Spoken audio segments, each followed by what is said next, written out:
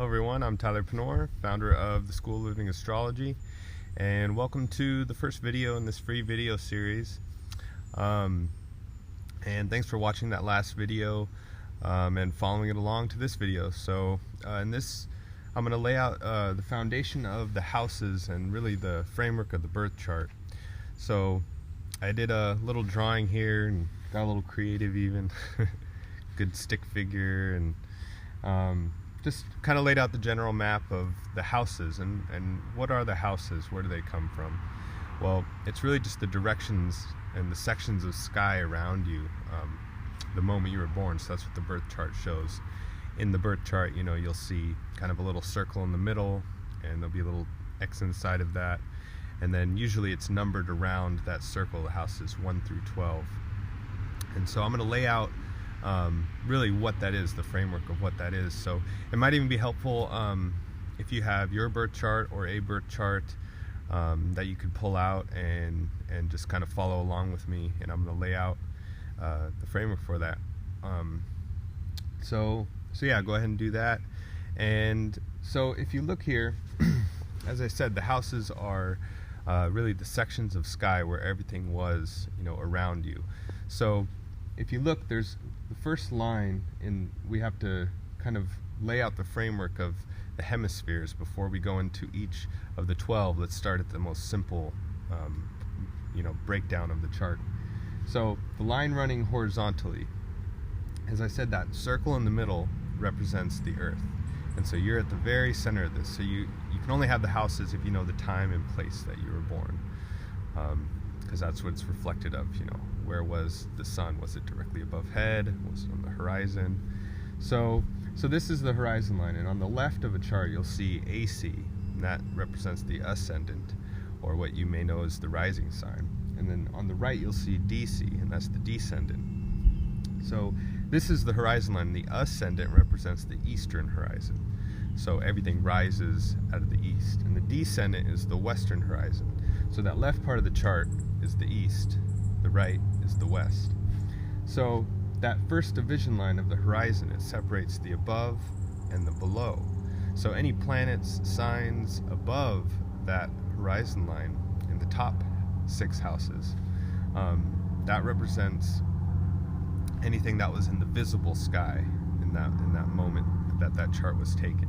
So what was above the horizon. Anything below that was under the horizon, so it wasn't in the visible sky.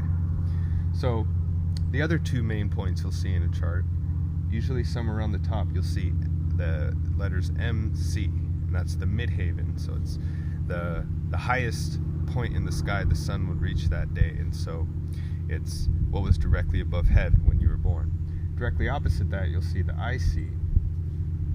That's known as the nadir point, so it's directly below. So we have kind of the 4 main points. We have the eastern horizon, the western horizon, above head, and then directly below. So again, going back to the hemispheres, we have the above hemisphere with the midhaven at the very top. All those houses, and houses represent areas of life. So the houses ground everything into the human experience here on Earth. And so they're kind of like the nouns in the language of astrology, you know, the area of life. And so the top part of the chart, that's the public area of life. It's what's out in the open, things that are in the visible sky. And so visible with you too, what is out in the open. The bottom part of the chart is the more personal side. So all those planets and signs that are in there were underneath the horizon the moment that chart was cast. So those things deal with more the personal kind of areas of life. So the general way I say is top is kind of out in the open, the public. Below is the personal, the more private areas of life. So then the other breakdown, if we look from the midhaven down to the nadir point, we have the left hemisphere and the right hemisphere. In the left hemisphere we'll see the ascendant, so the eastern horizon. So everything rises out of the east. So all the houses to the left on that hemisphere, that deals with things that rise out of you, your identity, things that are connected to you. The right part of the chart, where the descendant rules, is the whole western part of the chart. That deals with things other than yourself, so things outside of you. So again, kind of simplifying the terms, we have the above, the public, below, personal, left is you, right is others. And that's kind of the easiest way to kind of understand it. So if we put that together, we get 4 quadrants of the chart. And so now we're going to scope in a little bit more. So if we put that together, the bottom left quadrant, which is houses 1, 2, and 3, that's the personal side of yourself. So as I have here, it's like the independent part of who you are. So those 3 houses deal with first house, your identity, also your physical body, your approach to life, how you present, yourself, your path of where you walk from. And I guess that's a good thing to note too. I kind of see this. There's 2 axes of growth in life. There's the horizontal line, which is how we grow out, in relationships and in who we are and how we walk on this earth. And then we have this other line, which is how we grow from our foundation and grow up within ourselves. So we grow out, contacts, relationships, then we grow up within ourselves, from where we came from to where we're growing towards. And so the bottom left quadrant, houses 1, 2, and 3, like I was saying, first house, your identity, your physical body, your general approach to life. And then second house is your values, your self-worth, how do you utilize your talents and how do you interact with the physical world around you. And then the third house is more the house of logic. How do you take in information?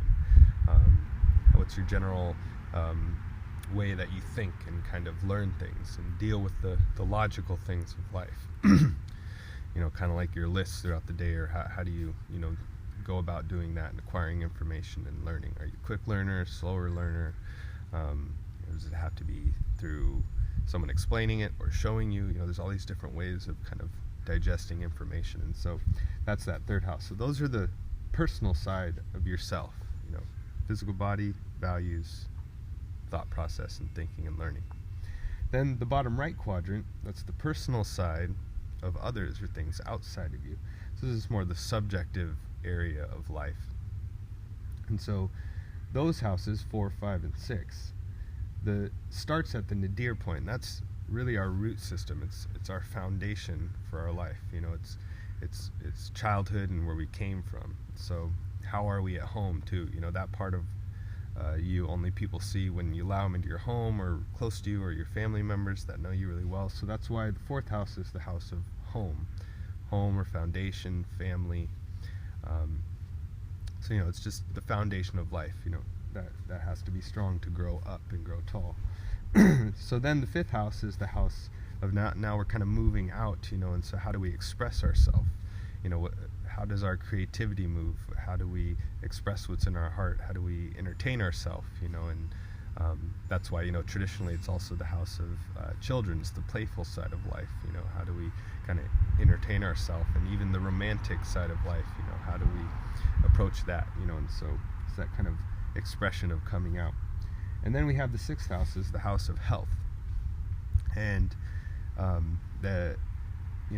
how we do things, how we go about the daily life, that's the house of our work ethic, the daily practices that we have, our relationship to food and our relationship to nature, and maybe the work that we do, so kind of that house of work as well.